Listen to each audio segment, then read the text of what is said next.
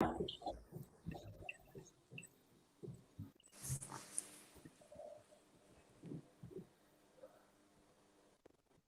to take your seat.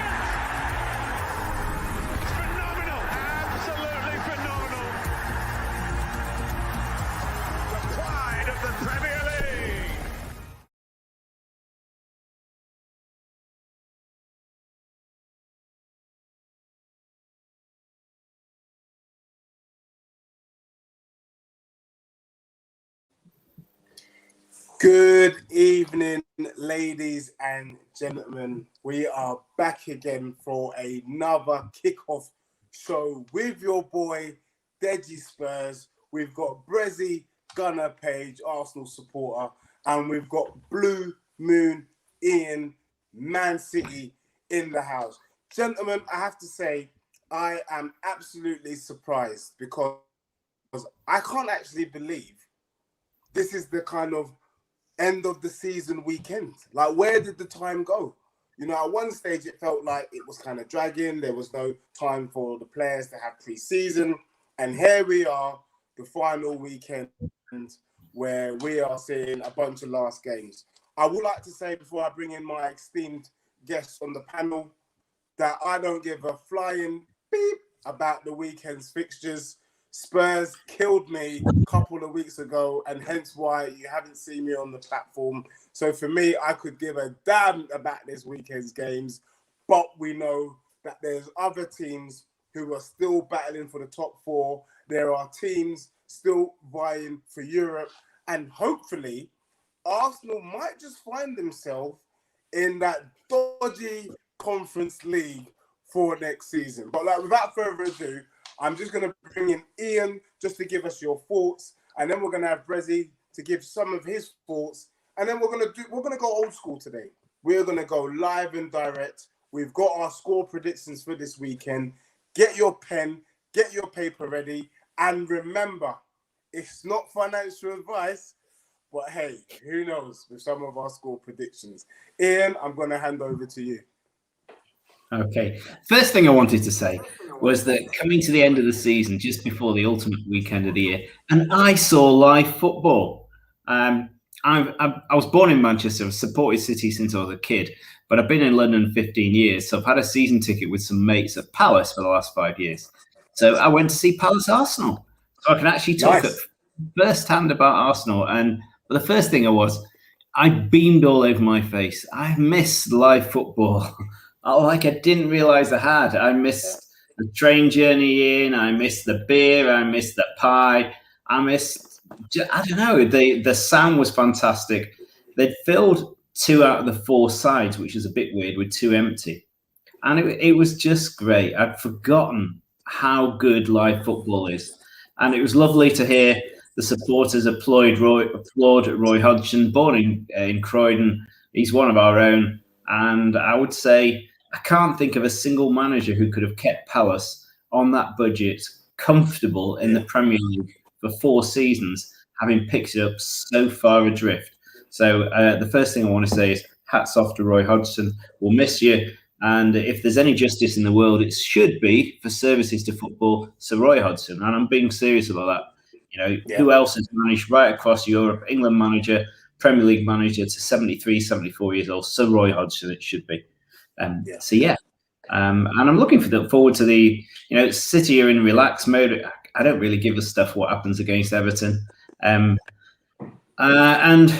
if I have to, reluctantly take hats off to Liverpool, because they seem to be the only team who really wanted that 4th place that badly. Yeah. And it could have been lots of teams could have had a go. I mean, what the hell's happened to West Ham, to Everton, to Villa, happening to Leicester? Okay, they've got shallower squads, but you either want it, or you don't. Yeah, that's a good shout and a good assessment. And I think we're going to have an opportunity on next Friday's Premier League review show to really dissect some of the kind of the talking points over the season. But yeah, I think a good shout, Sir Roy Hodgson. I think you're right. He's done a fantastic job at Crystal Palace, but he's done a fantastic job in football altogether. And I think that shout of him being knighted is definitely one warranted. And you know, we're talking about Liverpool. You're right; they're the only ones. I did say it a couple of weeks ago that Liverpool looked like they were going to get themselves on a charge. I've been waiting for the wheels to fall off on the West Ham train, and it looks like right at the final hour, the wheels fell off. But you know, it's unfortunate. West Ham's had a good season. Moyes should be very proud of themselves. The boys should be very proud. Lingard's got himself into the England reckoning. But look, Rezi, what's your quick assessment before we dive in with our pre-match predictions? The season's gone too quick. You know, 1 minute I'm watching, you know, the last half of the season, and then next thing is the end of this season. You're just thinking like, where the hell's the time flown? But you know, good things. I was watching the Palace game, and it was good to have fans back in. You know, hearing that raw emotion. You know, first time, not that whole animated sound crap they have on Sky Sports. You know, it was good, and obviously I agree. Roy Hodgson should be knighted. I think he's an absolute gem for football. He's managed some of the best teams across Europe, some of the unknown teams across Europe, and one of the people have gone. It's not a great move to make. He's gone and done it and made it into a success. So I totally agree on that. But I'm just happy the fact that the season's coming to an end. Hopefully for us as Arsenal, we get a rebuild going because we definitely need a rebuild, and we need some investment quick. Yeah. And for me, just before we go in and we dive in into the kind of games this weekend, I just want to say that it feels for me that Tottenham has taken a leaf out of Bitcoin and absolutely plummeted in price. Because, Tottenham coming into this season, arguably you would have said is definitely a top 4 side. And here we are, we face the genuine possibility of not being around 8th or 9th in the Premier League, but even worse, Harry Kane leaving us. I'm convinced if we had finished in the top 4, Harry Kane probably would have stayed. But what he has seen is the literally shambolic decisions from Daniel Levy.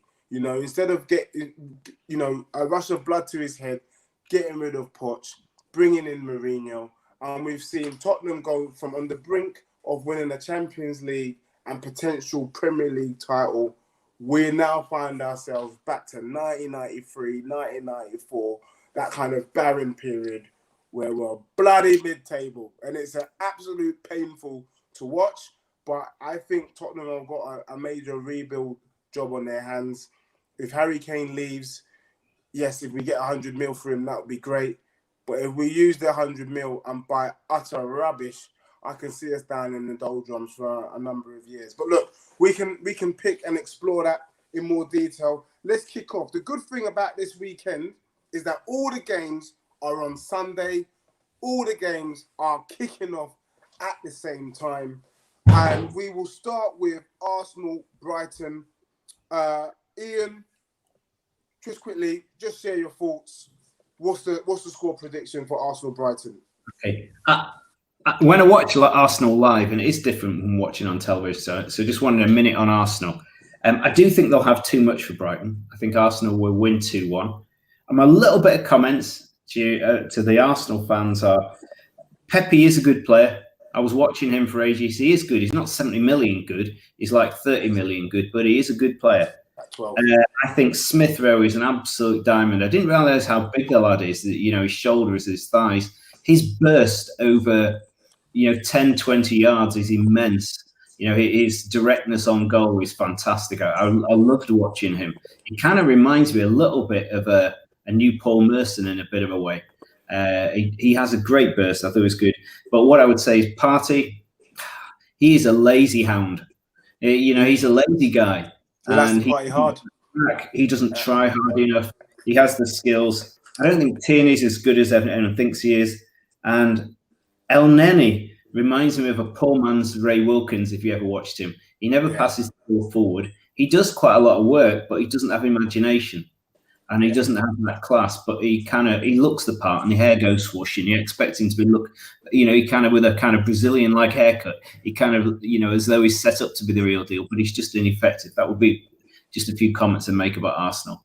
Sorry about that. No, that's fine, and it's good to. It's nice to have comments live and direct. Yeah, the fact that you've seen Arsenal live in the players. I think Pepe is absolute garbage because Arsenal had the opportunity to get Wilfried Zaha for 70 mil, and they went and spent an extra 2 mil in getting Pepe, and I just couldn't understand why they would do that. But Pepe, what has he had, a season and a half? Yeah, I think what a waste of money personally from my perspective. But I can see Arsenal winning this game 3-0. Why? I just feel like Arsenal, when it comes to playing teams that play football, Arsenal always get the better of. I think with Saka and Smith Rowe, I think he's a baller. They've got the Odegaard, Aubameyang. If they play Aubameyang up front, I can see Arsenal winning this game 3-0. Because the other thing is Arsenal, they tend to do this weird thing where they will raise their game in the game that they don't need to raise. I was speaking to an Arsenal fan earlier, and he was saying he hopes Arsenal lose because he doesn't want to see them in that silly conference European League next season. But actually, I can see Arsenal winning 3-0 and joining that Conference League. And actually, dare I say it, leapfrogging Spurs. And will I feel bad? Nope, because I wouldn't want to see my club in that crusty competition in the first place.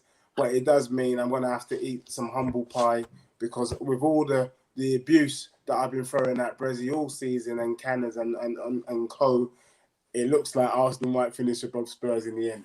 Brezzy. First things first, I think you guys are very wrong on one, Tierney. Second, Pepe. I think Tierney is captain midfielder for Arsenal, and Pepe. Sorry, but I think he is going to absolutely destroy the season next season. I think he's had 4 managers. He's had a year and a half now, obviously, to get used to the Premier League, and I think next season with Mikel Arteta, I think he's going to do wonders. I honestly do, and I think Martinelli is going to be an absolute sensation next year as well if he gets the game time that he actually deserves. But I do think Arsenal are going to win 3-0. I do agree with you, Deji.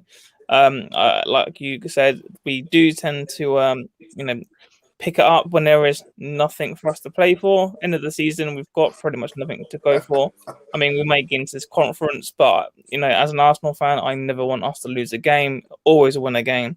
I'll just be happy with us just obviously if we get into the conference, we get into the conference. But it'd be good to in the conference we can then give the youth guys quite a big setup. The big Satan go look. We can play more of the youth. We can get some game times like with Aziz, Balogun. We can get Runason probably involved maybe, or even get him on loan. So I think the conference would be a good thing for us. Not as in like I would want obviously Champions League or Europa League, but obviously as a conference for the youth set up, it's going to be pretty good because we get to see some minutes of them. We get to assess the youngsters. But yeah, I do think it'll be an Arsenal win. Fair play. All I'd say is beware, Brazil. Brighton are no pushover. They're a good team with a good manager. I hesitated. I was going to go for a draw, like 1-1 or whatever. I think Arsenal have just got enough, but I think you'll have your head in your hands tomorrow afternoon. It won't be easy. It may be like the winning goal right at the end. That will not be an easy gig. Just like Palace. I know. He's got no respect for minute to get 2-1. He's got no respect for them. I know. I totally agree. I think it is going to be a tough game, but I just think that we've got enough up front to overwhelm Brighton. If I'm honest, I am a big fan of. I say big fan. I do support Brighton's players. I like Basuma, Lamptey. I think these players should be their level should be more higher. I think they should be going for sort of top 6, top 8 teams. I would happy have them at Arsenal because I think they've got that quality. So I agree they're not going to be a pushovers, but I just think that Arsenal have that a little bit more cutting edge where they will get the goals. Trossard's good as well. Oh yeah. All right, lads. Let's move on to the next game. It's Villa, Chelsea. Villa absolutely giving Tottenham a royal spanking on the weekend, and that's when I just decided I hate football and I'll be focusing my attentions in the NFL because Tottenham are so Bloody disappointing. But look, I've gone for a 2-1 Chelsea. I can see Chelsea winning this game and securing the top four. I think they pretty have secured the top four. Tuchel is a great manager, but there's just something, and it's unfootball related, and I don't mind being called out by, guests and colleagues who are watching this.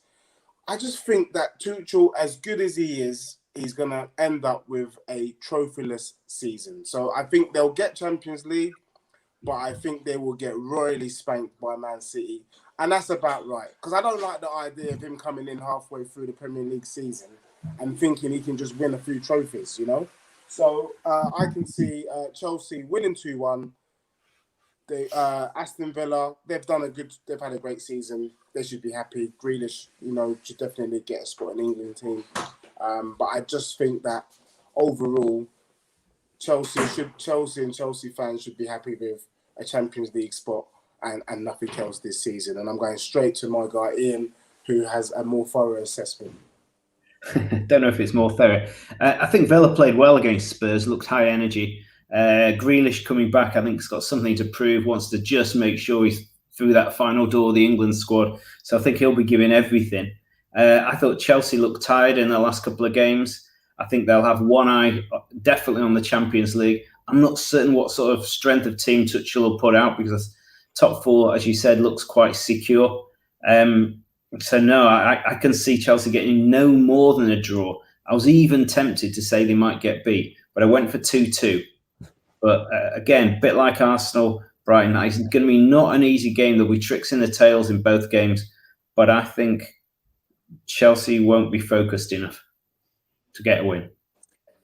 Thanks, Ian. Not financial advice, but Ian going out with a bold 2-2. Brezzy, what's your score prediction? I actually agree with Ian. I've actually gone for a 2-2. I think after the FA Cup game, I think Chelsea will be a little bit sort of down in the dumps. Not obviously massive. They've got focusing on the Champions League, but I just think losing to Leicester, I think their confidence will just drop a little bit. So I do think Villa will have enough quality to get 2 goals, and I think obviously Chelsea have more than enough quality in their team. I just think their defense is a little bit vulnerable at the moment. So yes, I agree. I'll go for 2-2, if I'm honest. Wow. Brezzy and Ian there on par with a 2-2 score prediction. I'm the only one who's gone for 2-1 Chelsea, not financial advice, but you know how I'm performing with my score predictions. Look, we've got Fulham, Newcastle. I've actually gone for Fulham to win 2-1. I think that Newcastle have done well these last couple of weeks. I think they have fought the good fight. They've managed to secure another season. Steve Bruce, let's give hats off to him. He's done a great job on a shoestring budget with I think Maximum coming back and Callum Wilson, they got clicking, and then your guy Willock has really come in and he's done. If not for Willock, I think Newcastle could have been in a bit of a rocky place, and it just goes to show what is Arteta doing. You should have given them Lacazette or something instead. But anyway, I'm thinking that Scott Parker, Fulham have played good football throughout the season. He's got average players playing top-level Premier League football. What they needed really was a Harry Kane up front, and they would have been a lot further or a lot higher up the table. But I can see them last game of the season nicking a win. Newcastle safe, and I think they would love to send the kind of Craven Cottage army home with a smile on their face, at least walking away with a little bit of pride. And I can see Fulham winning 2-1. And also because Newcastle are going to park every man and his dog, behind the ball. They're going to defend, and I can, and because they've gone a bit brave, They won 4-2 the other day, so they're coming out of their shell a little bit, and I think because of that, Ademola Lookman, and Guissa, I can see them finding some holes in that team and nicking a win. So I'm going to go 2-1, and I'm going to go to Brezzy this time. Brezzy, what's your prediction? So I've actually gone the opposite way. I've actually gone 2-1 Newcastle. We can never agree, mate. Sorry. I just think that with the amount that Newcastle have performed over the last couple of games, I think they'd be going into the last game of the season on a high. I think with Willock obviously been in the team, they've massively improved. And it's quite to say to what have you been doing learning out Willock? I think he could have helped us in with our season. But I just think that Newcastle will have enough to overcome Fulham, and I think Willock will get a goal, and I think St. Maximin will get a goal. All right, so Brezzy is giving you not only the score prediction, he's also giving you the goal scorers live and direct. Ian, over to you. Are you going to name some goal scorers for us as well? I don't know if I'm going to name the goal scorers. If Callum Wilson's playing, I certainly fancy him. No, I think Newcastle and Leeds are playing football for fun. They're under no pressure. They've got smiles on their faces. They're playing the best football of their season. And I think Newcastle and Leeds will continue into tomorrow's games. Newcastle absolutely playing fun. And Fulham look knackered. The last couple of games I've watched them, they look deflated, knackered, and I'm not certain that they can raise their game. Whereas Newcastle know they're in the Premier League. A lot of their players aren't necessarily going on international duty. They're playing with fun and spirit in the same way Leeds are. Now, I see a big win for Newcastle tomorrow. I think I see a very defeated Fulham finishing the season like a popped balloon. I've gone 1-4. Wow, 1-4. A 4-1 win for Newcastle. Yeah. Not financial advice, but I'll stick a tenner on that all day, every way. Thank you, Ian. Look, we move swiftly to the next game, Leeds versus West Brom. After the Royals spanking they gave Spurs the other week, I realised really that Ryan Mason hasn't got a bloody clue about football. Playing his mates like it's some playground, some primary school playground. Harry Winks, Dele Alli and Eric Dyer. It makes me sick. And they spanked us 3-1. I can see Leeds spanking West Brom 3-1 here. I just think they're too good. Bielsa, the way they play football, they don't slow down. They've got so much energy. They've got a pattern of play.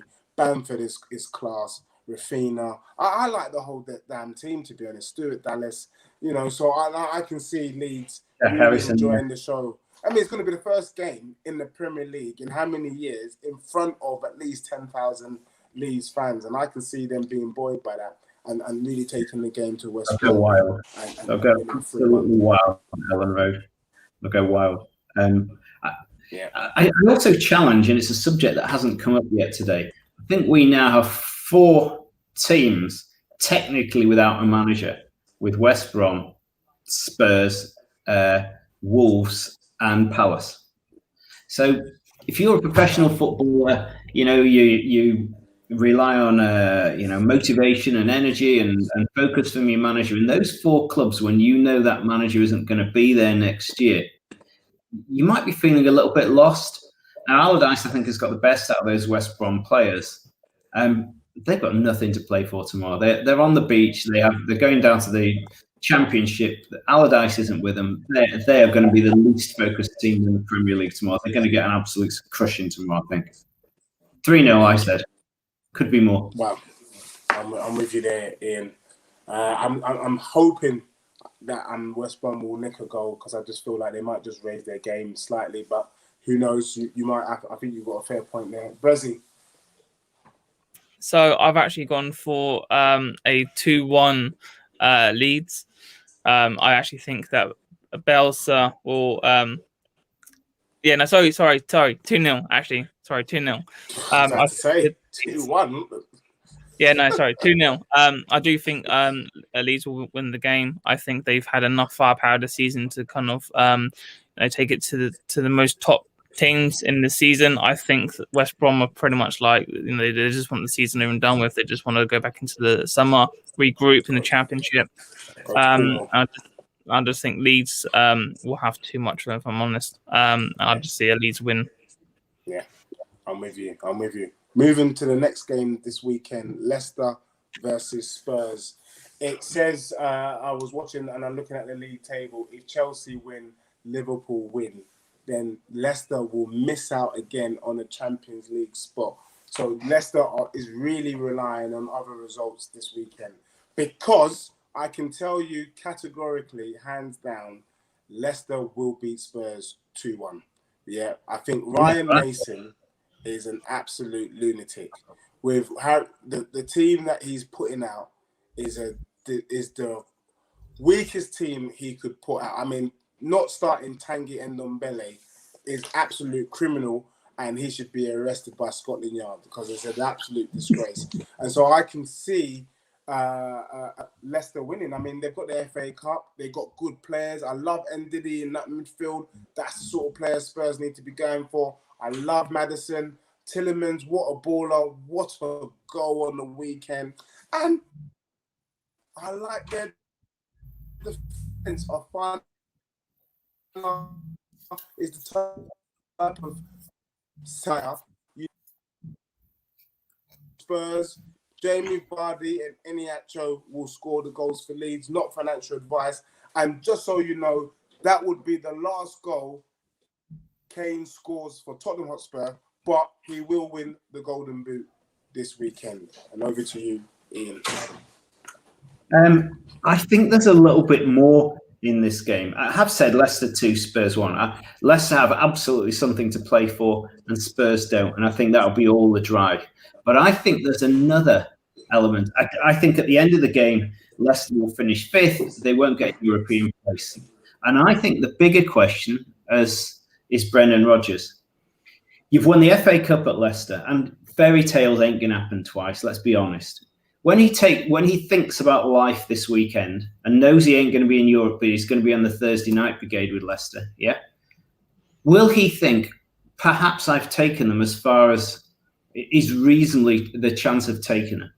If Spurs come back to him or is still in dialogue to Spurs and they don't get in that top 4, I can see him at Spurs. And if that happens, you've got the best manager I think you could hope for at Spurs. You should be praying, Deji, that Leicester finish 5th, because I think if they do, Brendan Rodgers is coming away. If they don't, if they qualify for the Champions League, he won't. That's my take on it. Oh, he's keeled over in shock and horror. Ian, I was just going to say, if that happens, I will love you for life, because I don't expect Tottenham to get Brendan Rodgers, but in the unlikely event we were to get him, you are right, he's the best man for the job.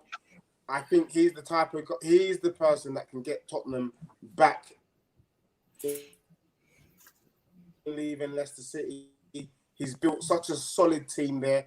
And look at it, that team is young. Apart from Vardy, who's getting on a bit, these guys are all like 24, 25, 26. Why would you want to leave that squad to come and work with the Tottenham Hotspur squad? Now, I know we've got better players individually, but I think because he'll see a 4 or 5 year journey with Spurs, whereas they might have another good season in Leicester, but I'm not certain they can carry it through. But if Brendan Rodgers does go to Spurs, that's fine. Poor old Palace can't even attract Fat Frank, and I thought he wasn't good enough for Palace, so God knows who Palace are going to appoint, because if Fat Frank's turned down Palace, and I don't blame him, they've got about 8 players out of contract, they've got no money, the stadium's knackered, literally they're broke. Anybody taking over from Palace will see what a magnificent job Roy's done. I don't blame Fat Frank for walking away from the Palace job. I just have no idea who will manage Palace. Might be that ugly little fella from Swansea. I can't remember what his name is, but he ain't no looker, is he? Let's be honest. But he's a funny looking guy. Looks like a young Lloyd Webber. But I don't know. I feel for maybe Graham Potter. Is Palace upgrade on Brighton? No, I can't see him seeing Palace as a step up from Brighton. I can't see it. Brighton have better money, better funding, a new stadium. No way. They're not going to get Graham Potter. Graham Potter's next step, I really do believe, will be a much bigger team. It'll be an Everton, a West Ham, that sort of team. Yeah. Unless Wolves plunder him. He might see Wolves as a step up. Well, look, I just want to bring up Bob Spur making a very good comment. No manager in until we have some form of direction, identity, and communication from the board. What's the point in bringing in Brendan in if the board aren't going to back him? Waste of time. No, Bob Spur, I think that's a very good point, mate. And look, we just got to hope and pray at the moment with Spurs. We got to hope that Daniel Levy has learned his lesson. Had he backed Poch, I reckon we would have won the Premier League or some sort of trophy by now. And I genuinely believe that Daniel Levy is sitting in his house in Chigwell and he is cursing his cotton socks, thinking, bloody hell, what a mistake I've made. Do you know what I mean? And I think he will bring Brendan in. If he does bring in Brendan, as per Ian, and you heard it here live and direct first, I think he will have to back him. And I think the way that he backs him is that he sells Harry Kane for 150 mil, and we use that money to pretty much buy the Leicester City team. I'm not sure who's got 150 mil. I think he'll have a couple of players and some cash. We sell him to Man City. They've got money to burn. I think the seven hotel. Look at the history. When your man Salas from Arsenal wanted more money, City backed off. When the FIFA Fred went up above 60 million, City backed off. Jorginho went to 65 million, City backed off. They wanted Maguire when he went to stupid money, City backed off. I would be stunned if they pay £150 million cash. They haven't done that. You look at the biggest signings at City, and they're a long way down the top 10 signings. That's bloody upsetting, because if Man City don't play, they spend on a much younger player. They spend on a much younger player. I would be astounded if they spent that in cash. I would be absolutely astounded. Fair play. Fair enough, Ian. Fair enough. See some player exchanges. Yeah. Brendan, did you give your pre-match prediction? Sorry, I didn't. I had Wi-Fi issues, so I had Wi-Fi. So. I had Leicester 3-1. Oh, you're just a typical Arsenal fan. Look at you. 3-1. No. Hold on a second. You cannot say that. Leicester have had a fantastic season so far. Nah, you're just salty. You're just salty. Boo, mate. Okay, no worries. We move over to one of Ian's games that he's looking forward to. Liverpool against Crystal Palace. Liverpool will have miles too much for Palace tomorrow. And earlier in the season, remember, Palace got an absolute whooping at Liverpool. And I said my prediction was 3-1. I hope it's not a lot worse than that. Yeah, I went 3-0 to be fair. Brezzy, where did you go? I've gone 3-1 Liverpool. Yeah, I think Liverpool will win. They will secure the top 4. They'll go in the Champions League. I think so. I say Klopp will have to just take that as an all right result. They've got Virgil van Dijk will be back in the new season. He's not playing in the European Championship. And I think Klopp will just be looking to kind of recalibrate and looking to get the squad back together so that they can go for a title charge. And I can see them fighting for the title with Man City next season. I think it was a bit of a freak season. The pandemic definitely had an impact on that Liverpool squad. I hope Mane leaves, actually. I think he's been disrespected.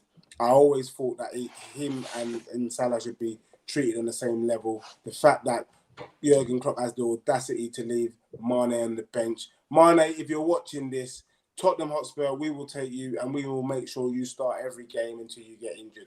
So look, I think he's got a job to do. I mean, he's got a quality player in Jota, but I could see Mane potentially leaving. Not this season, not the next season, but the season after, and that's when the wheels will start to come off from that Liverpool team. So I've gone 3-1. So we've gone a unanimous Liverpool win here. City versus Everton. Ian. I think it will be a nothing to write home about 2-0. I don't think it'll be a particularly interesting game. City haven't played well the last couple of games, but I think they're distracted, hungover, whatever. And every time I've watched Everton, I've been really unimpressed. They seem to have good players, and Carlo Ancelotti, has a reputation, one of the best managers ever in the world. But I haven't seen it yet. I haven't seen it at Everton. I'm not one for conspiracy theory, but I think that if there's 2 clubs that are cursed in English football in the Premier League, it's Everton and Spurs. Because I can't understand the way...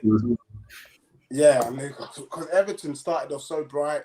James was looking like a different player. I was thinking, bloody hell, could this be the season that Everton go into the top 4? And then literally by the 7th game, normal service had resumed. The Wi-Fi came back online, and that was it. Everton was doing what they do best, which is always flattering to deceive, and you know they've just done what they normally do, which is nothing. You know, they've been doing this for years. They So beat Liverpool in the Merseyside derby at Anfield, but they won at Anfield. They did that.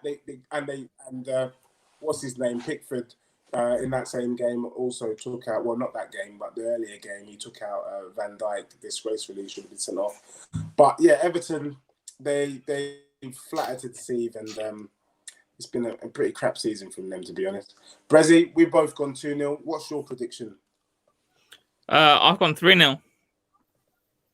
I think City will have too much for Everton. I think City will need to put a bit of form in together for Champions League.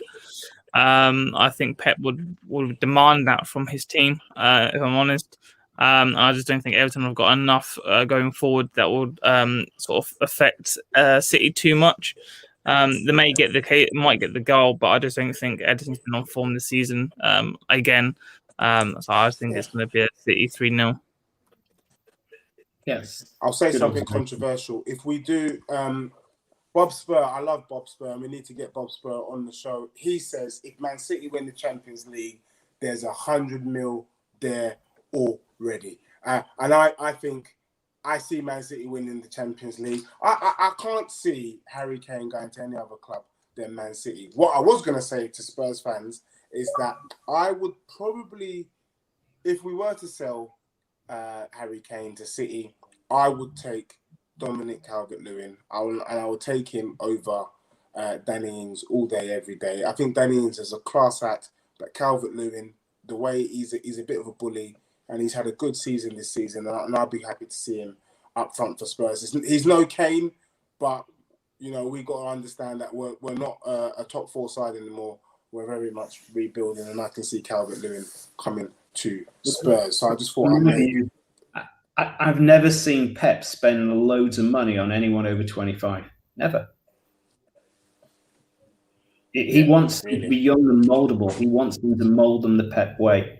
And Haaland is just perfect for that. At his age, to be able to mold to the Pep way. I mean, personally, I'd rather he spend the money on Grealish and Neto from Wolves, who I love, and Grealish I love, who are totally City-type players, and keep going on the false 9 and play total football. Yeah, that's a good shout. No, fair play. Ian, I would definitely give you the Spurs job because that kind of mind, that kind of footballing mind and that footballing brain would have probably allowed Spurs to be still challenging this weekend for a top 4 because Ryan Mason, I don't know what the hell that lad is doing, but he doesn't know football. I can tell you that for free. Sheffield United versus Burnley. I've gone 2-0 Burnley. I think they've just come good towards the end of the season. They know what they're doing. They're bitter bullies. And I can see Chris Wood scoring 2 goals. And I've gone for a 2-0 Burnley. Sorry, Burnley fans. It's very hard to kind of talk about your team because it is very much the same old stuff. Sheffield United, they're going down. They're down anyway. I can't see them scoring. And hopefully they can take stock, rebuild, have it, the kind of Sheffield derby, and maybe we'll see them in a couple of years. And that's about it from me. Ian. I think I like Sean Dyche, and he'd be a very sensible manager for Palace. I'd be well happy because he can manage on a budget, and he might, and the Burnley fans will hate me for this, just see Palace as a touch of a step up. But Sheffield United have played okay the last couple of games. They've played nice. So I've gone 2-2 because I think Sheffield United still seem to have a bit of fuel in the tank. Unlike, it's been different because Sheffield United kind of dipped for a couple of games after they knew they were relegated, and now like all the shackles are off and they don't care. They're playing football. Whereas Fulham are still in that battered and bruised, we got relegated frame of mind. So on that basis, I've gone for a 2-2 draw. Fair play. Thanks, Ian. Brazzy? I've actually gone for a 2-1 Burnley. I think that obviously Burnley all score enough to obviously bully Sheffield United off the park. I do think that Sheffield have enough to get a goal. I just don't think they'll win. I think McGoldrick will probably be that main man up front. But yeah, I think it's going to be quite an easy, simple game really for Burnley. Thank you, Brezzy. Moving on to the next game this weekend. I would buy Berg if I was manager of Spurs, though. What's that? I'd buy Berg from Sheffield United if I was the Spurs manager. Yeah, that's a good shout. And for me, I just don't know how Spurs can't see players like that. You can get him very cheap, and they're gonna fight for the team, and they're gonna do a great job, and they're gonna be happy to be playing for Spurs. But Same for us. It does beg it to believe.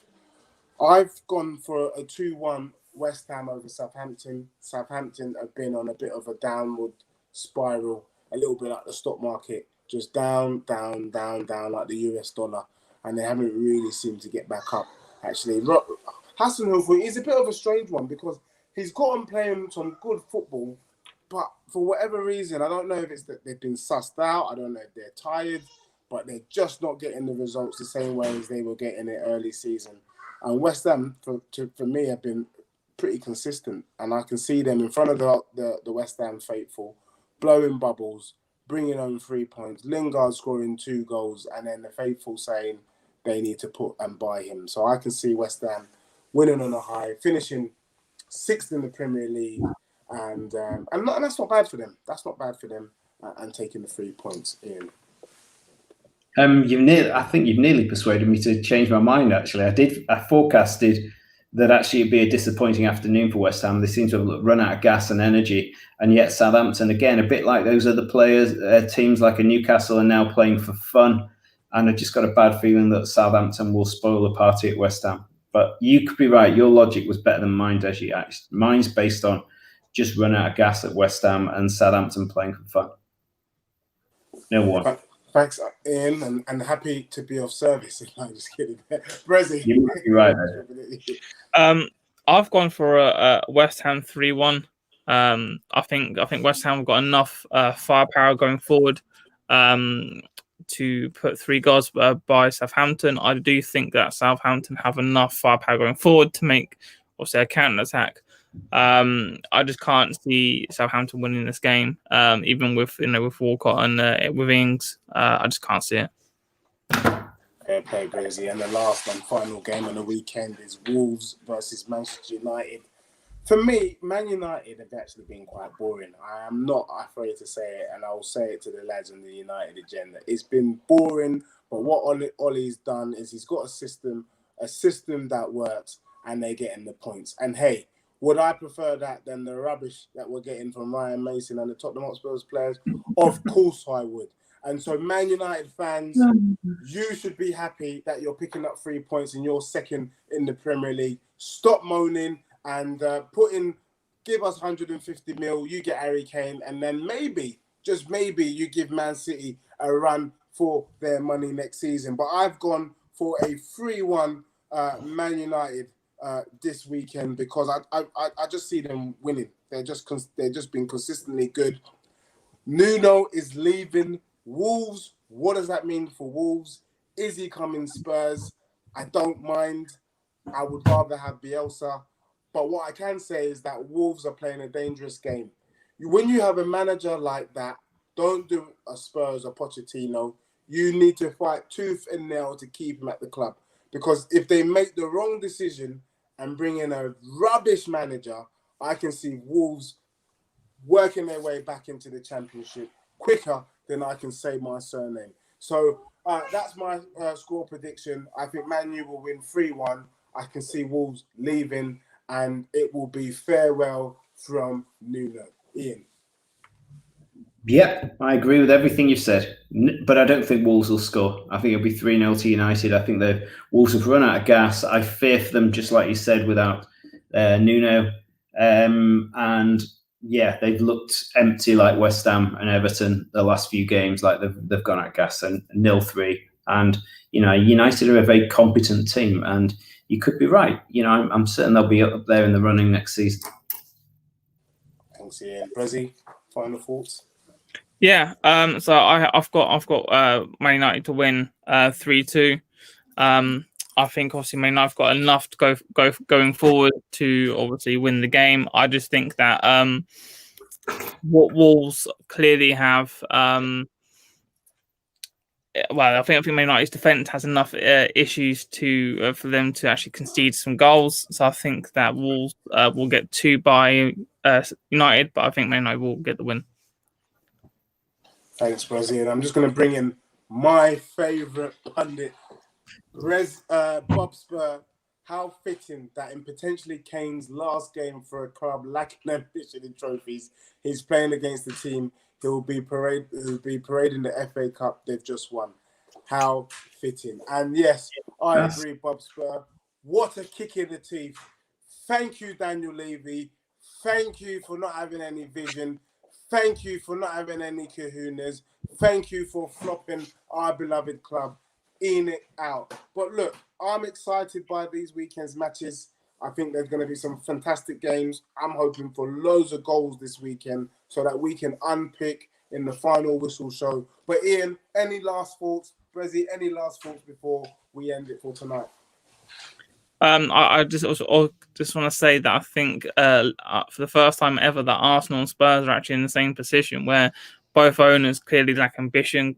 Both owners won't want to invest any decent money, and I think our fan base, needs to accept that. And I think we're both on par with each other, unfortunately. But if we go above you guys, it's always a good little victory for us.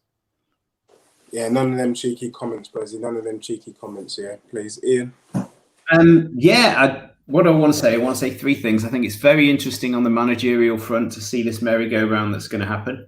I think Sunday will actually be a bit flat. I think everyone knows that Liverpool won't cock up, and neither will Chelsea. So the top 4's a done deal. And for once, there is no relegation fight. That's been sewn up. I can't remember a season it's been sewn up so early. So actually, for the neutrals, for the rest of the country, etc., it's not that exciting a Sunday. But I'm going to leave it on. Goodbye, Roy Hodgson. You should get a knighthood. You've been a fantastic servant to British, European football, England football team. Roy Hodgson, wish you all the best. And if there's any justice in this football world, you should have a knighthood. Thank you so much. For me, I guess this weekend, I think you're right, Ian. I think pretty much it's a done deal this weekend. It'll be interesting to see what happens after the games, actually, in terms of Nuno, what happens with that. I think there's going to be some ripples there, the stuff around Kane. But for me, I can't wait to see the back of this season.